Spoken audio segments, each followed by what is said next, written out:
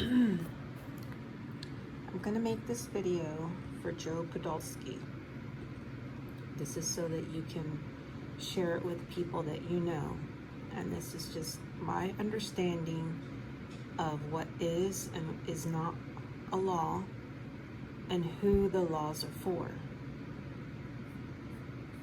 This is one of my favorite websites to go to for information on what is and is not law. It's called Office of the Law Revision Council, United States Code, uscode.house.gov. When you go here, you come up to this page first. This page will automatically come up. You can just Google OLRC and this will come up, okay? Now, if you want to search all the titles for a specific word or phrase, you put it into here, this box. And my page is still loading, so I won't put anything in. But put it in quotation marks if you have a phrase. Otherwise, it'll only search one word or two words, and it'll bring up everything with that word. So if you search the United States, not being in quotation marks, it'll pull up every title and every section with the word the, everything with United, and everything with states. So if you want to search a phrase, put it in quotation. So look here at the list. You'll see right here is a little asterisk, okay? But then none. But here's one, and here's one, and here's one, but then none. And so on and so forth all the way down the line. Now at the bottom, it says asterisk right here. This title has been enacted as positive law. However, the appendixes has not been enacted as part of the title. So in the Constitution, when it uses the word law, it capitalized law, capital L-A-W. That's a proper law per the Constitution. So this asterisk means that it's a properly enacted law. I'm going to show you a couple of things. Oh, my page is still loading.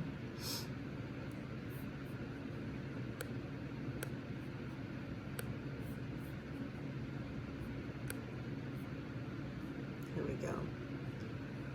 Now, this asterisk means it's gone through all the constitutional things that are required.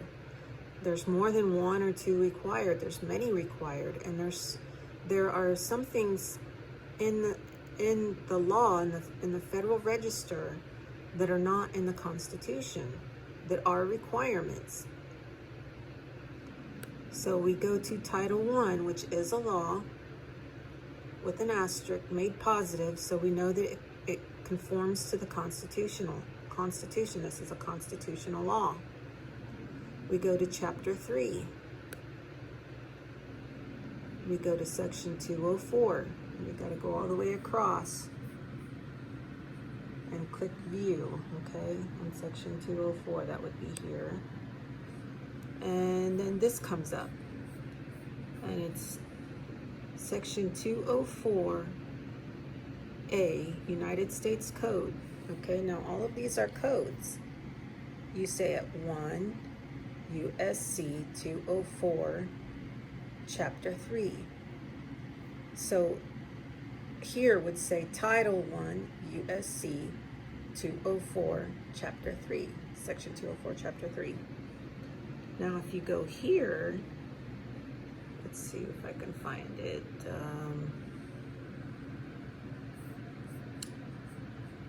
Provided, however, that whenever titles, because all of these are titles until they're made law, okay? Titles of such codes shall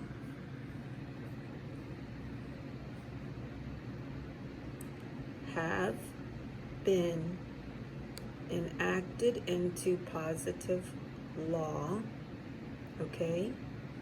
The text, therefore, shall be legal evidence of the laws therein contained in all the courts of the United States. So let's go back and look at what has not been made a law and cannot be used as evidence in any court of the United States. How convenient. Title II, the Congress. All the stuff they do that's in this title is not a law and can't be used as evidence in any court of the United States. In other words, to me that says they can't be held accountable for not following the Constitution because it's not a law. Remember, Ron Paul used to say we need to pass the Constitution into legislation and make it a law. It's not been made law. Title VI, domestic security. Title VII, agriculture. Aliens and nationality. Banks and banking, because they talk about bankruptcies in the Constitution. They don't talk about bank and banking. It's not authorized. But look, commerce and trade. Commerce is in the Constitution, but how come it's not made positive? Because commerce only applies on the federal lands, and what they've done here is they've made it applicable, or appearing to be applicable, off the federal lands. Conservation, customs and duties, education, food and drugs. So the FDA, it's not a law. It's not a law. Foreign relations and intercourse, the Secretary of State position. It's not a law. Hospitals and asylums. Indians. Internal Revenue Code. Intoxicating liquors. Labor. Mineral lands and mining.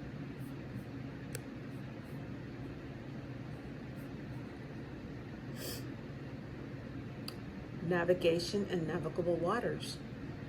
Crime control and law enforcement. Not a law. How many people are in prison and it's not a law? This thing, everything written in it is not a law. Public health and welfare. Vaccines, not a law. Public lands, not law. Railroads, telecommunications, territories and insular possessions, war and national defense, voting and elections, not law. Okay? Let's look at what an enacting clause is supposed to look like. It's in Title I, a real enacting clause. I'll have to look around for it for a second. Here's a positive law citation. This title has been made positive law, which now means that it can be used as evidence of having been made a capital L-A-W in all the courts that are created by the United States. The constitutional courts. This is now a law in the constitutional courts, which provided in part that Title I of the United States Code,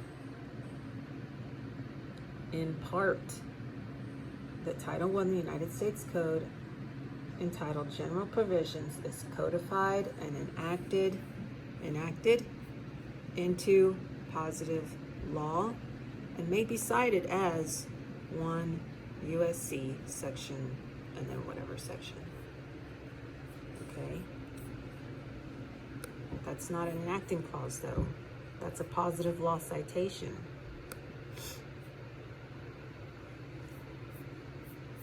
See if I can find an enacting clause. Go do your homework.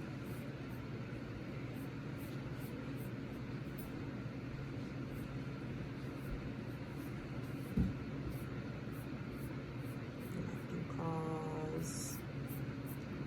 look at a public law, like here. Okay, this is an enacting clause. This has been used since the very beginning, before even the Constitution, and then it was codified later on. I think it was in the 1940s. It was codified and actually written down as being the enacting clause. So it says, be it enacted by the Senate and House of Representatives of the United States of America in Congress assembled. So these are the public laws, and it has an enacting clause, and then it's put in a title, and the title has to be enacted into law. Otherwise, the title is not a law. It's just a compilation of public laws. So again, many of the titles are not enacted into positive law. They're just a mix of various public laws, public laws are for the government and the states. The people not in the federal government and not a part of the state government are called not we the people, they're called one people. And there is no way that you can get all of the people, so many people, to agree on one thing. There's no way. So if you agree with being a part of government and you want to be a part of it, you take an oath and you become a part of it. It's a voluntary process. If you don't take an oath, you can't be a part of it. But you can't be forced to take an oath and take an office. You can't be forced. You can reject it, or if you're already in office and you decide that it's not what you want, you can resign. Okay, so there's processes for everything. Everything has to have the proper, it all has to go through the proper process. This is a positive law citation for Title III, the President. And it says the same as the last. This title has been made positive by Section 1 of Act June. Let's look at this act. It has a positive law, or it has a enacting clause. Title III U.S. Code Codification and, Title III USC Codification and enactment into positive law. Being enacted by the Senate and House of Representatives of the United States of America in Congress assembled, the Title III of the United States Code enacted. The precedent is codified and enacted into positive law and may be cited as 3 USC section, and then you just put what section you're looking at, as follows. Title III, the President. Okay.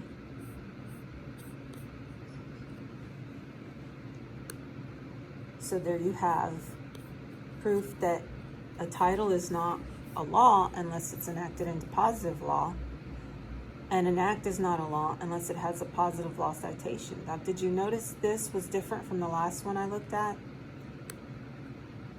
This said it's an enacting clause and enacted into positive law.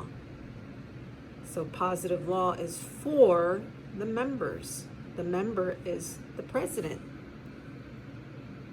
Okay, so this is for the president. This is a positive law for the president to follow. But we looked at Title I, and it had an enacting clause without a positive law citation. But the title was enacted into positive law. So Title I.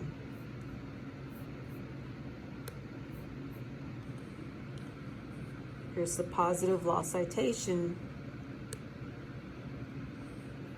Now this, being enacted by the Senate and House of Representatives of the United States of America in Congress assembled, that Title I of the United States Code enacted general provisions as codified and enacted into positive law and may be cited as 1 U.S.C. section.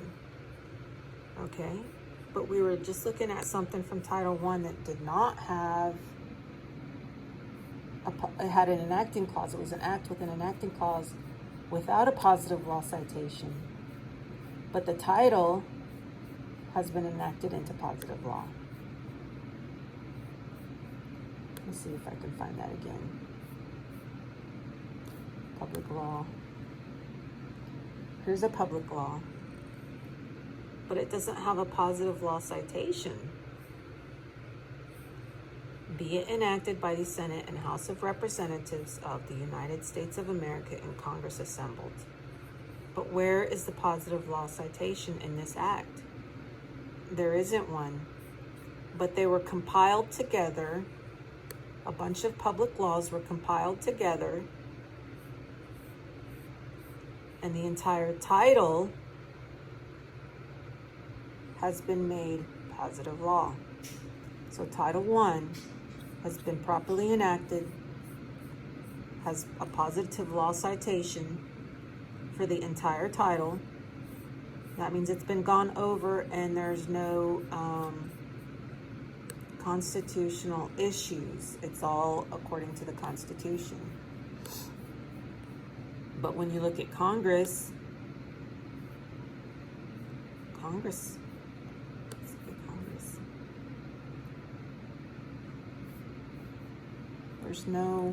there's just a title and then an appendix.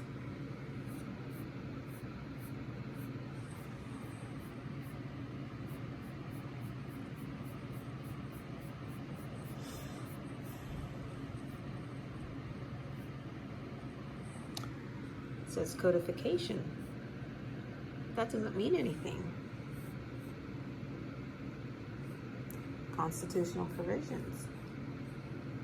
Article 1, Section 2, Clause 3, Amendment 14, Section 2, apportionment of representatives. That's the constitutional provision, the apportionment of representatives. What about the rest of this title? Editorial notes. Here's a constitutional provision. But the entire thing has not been enacted into positive law.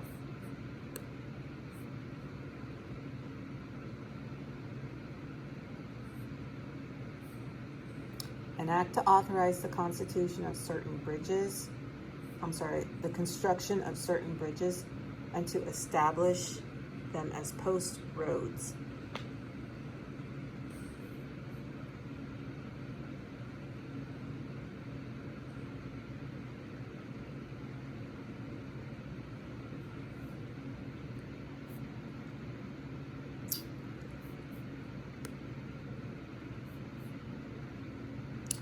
This chapter, an act to regulate times and manner of holding elections for senators and Congress. Now, I haven't seen yet a enacting clause.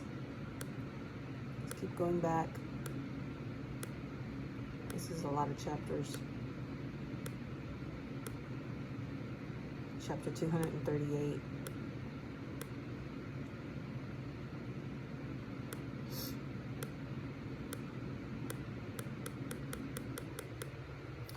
Lots of chapters. Let's go back.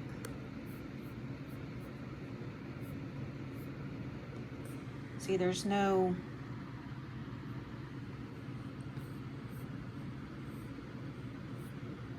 codification is not an enacting clause. It's not a positive law citation. It's just a code. An agreement that they're going to follow something. Editorial notes.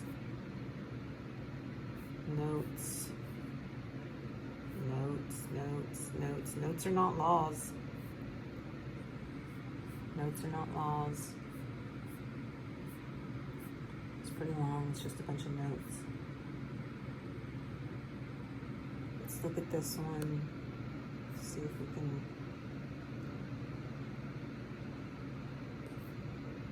Public law.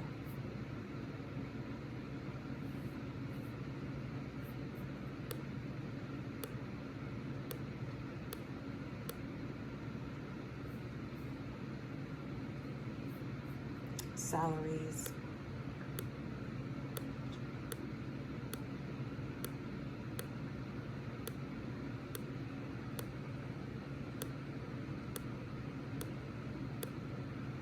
So there may be some positive law citations in the various acts that they, oops, close my page, that they reference in Title II, but there's also a lot of them that won't, because the entire thing's not enacted into positive law.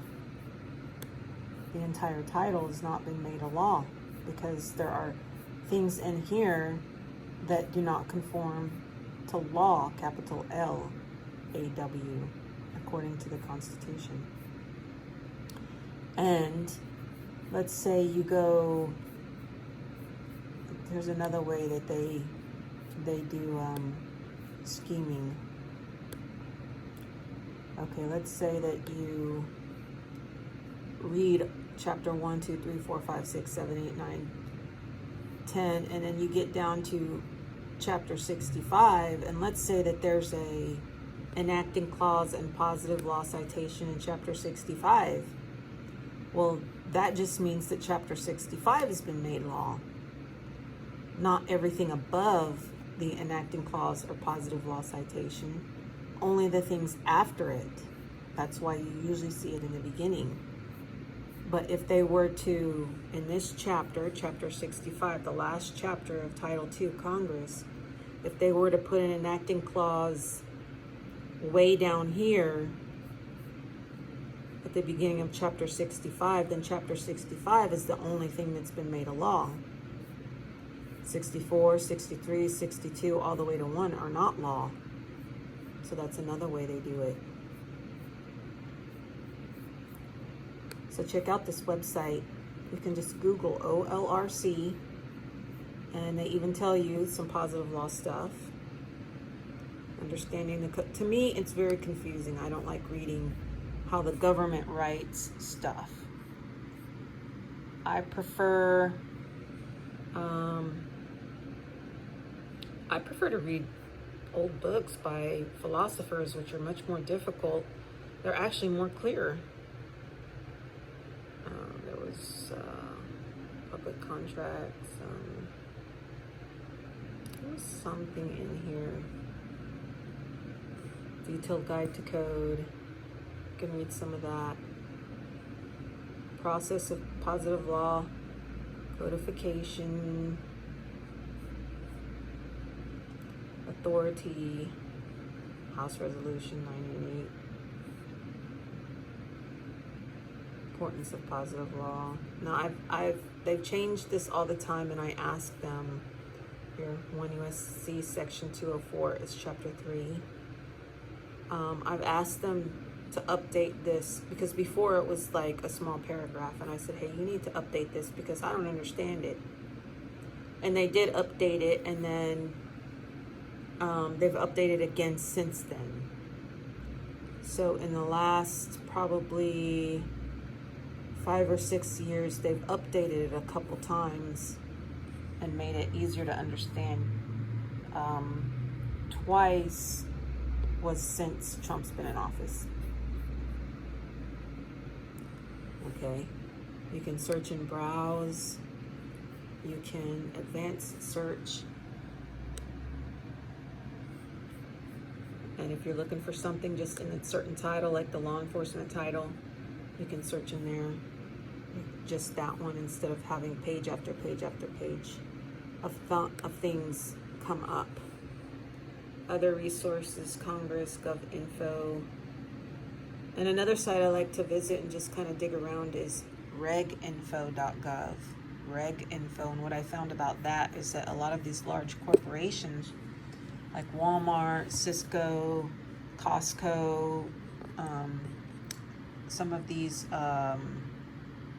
military contractors, they will go have a meeting with the Department of Treasury,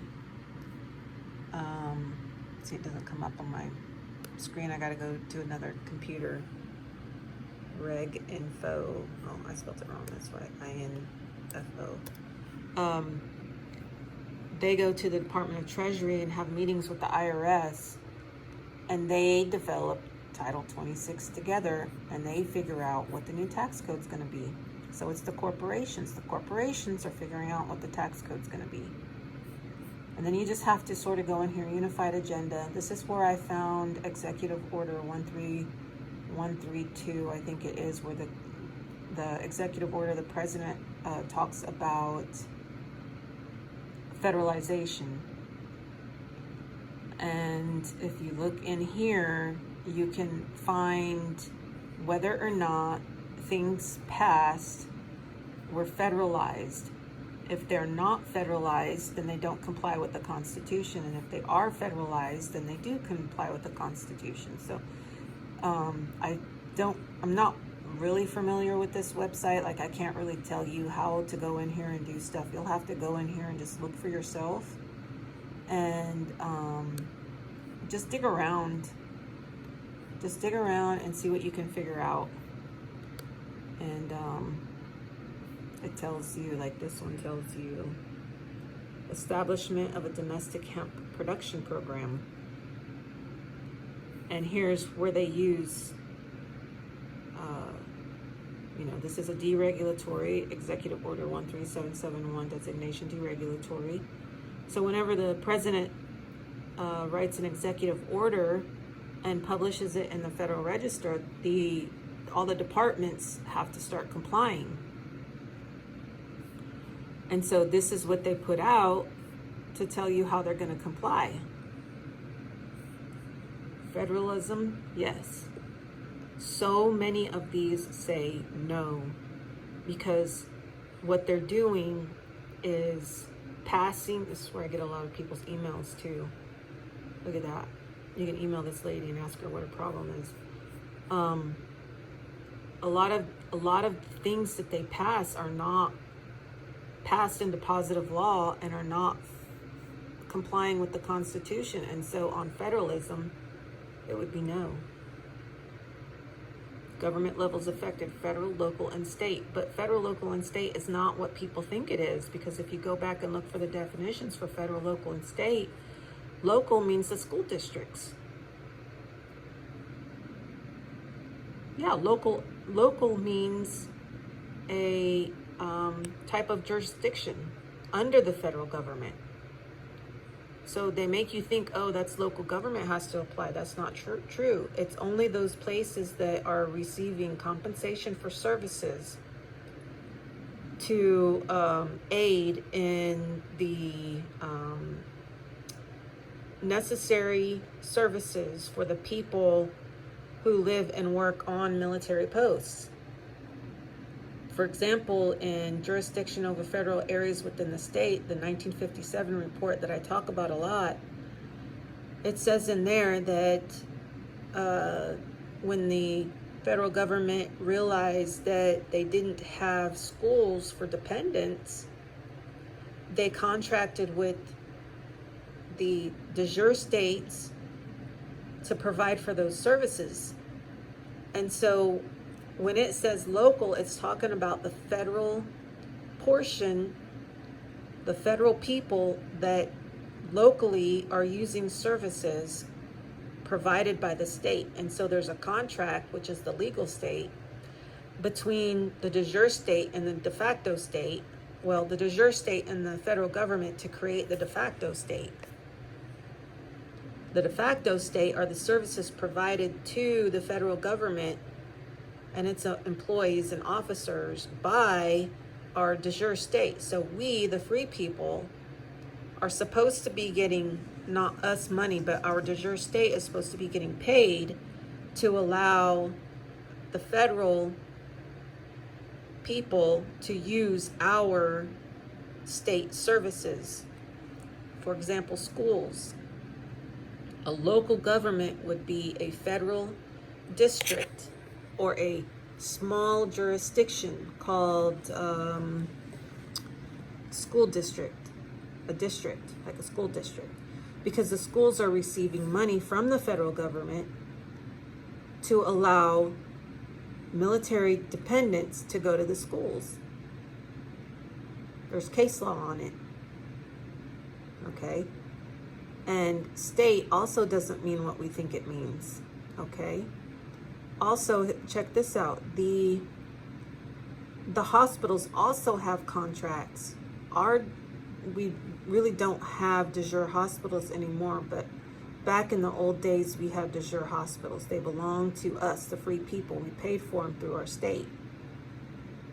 So when the military areas said, well, we don't have hospitals to send our wives to when they give birth, we have to send them off post into the de jure state to use those services. So in turn, the federal government would give money to our de jure hospitals owned by us, the free people in the state, to use that.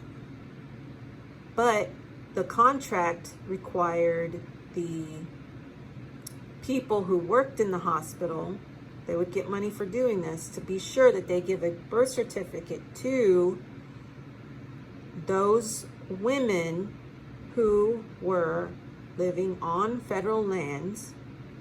Their children would receive birth certificates because their children were born on federal lands. Okay? So they were United States citizens born on federal lands.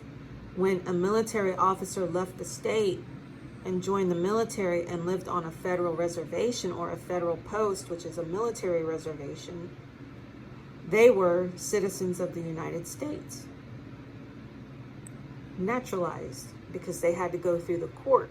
And the very first courts were the common law courts, where the person would apply to become a citizen of the federal lands.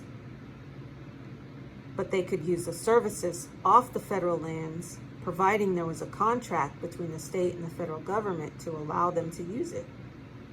So if a military officer they were all men back in those days, they had to live on post because the military areas have to be constantly monitored, and they lived there and they worked there. It was, you stood watch and you stayed there. They were different citizens. They were no longer citizens of the state. They were citizens of the federal government. But they needed services that the federal government did not have, and they weren't authorized to have them. They're not in the Constitution. So these federal officers, when they got married and their wives were pregnant and needed to have a baby, they would leave the federal lands, go to a state de jure hospital belonging to the free people, and the federal government would pay for the wife to have her baby there. They would pay the hospital bill. This happened to me recently because I'm a veteran and I'm disabled, and so I still receive compensation for some medical things. Well, when I got pregnant, because I'm the veteran, and I went to a local hospital to have my baby, they paid for all my hospital bill. My insurance actually paid for like $10 or $20 because that was all that was left over after the Veterans Administration, the Veterans Hospital, paid my hospital bill. So the people at the hospital now, they say, well, everybody has to have a birth certificate. It's required by federal law, because they don't understand that those laws apply to the people coming off the federal lands and using the services of the state. Okay? I hope this clears this up for you a little bit, or maybe you already know all this and you just need to help other people understand it. So feel free to send this video to them and share it, and share my other videos if you like to. I'll send you a link.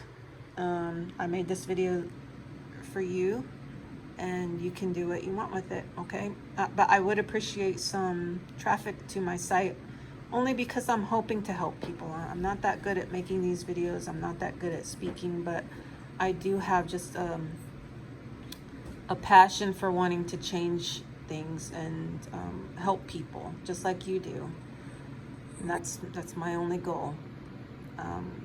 So I hope you got something out of the video. If not, maybe someone else will, okay?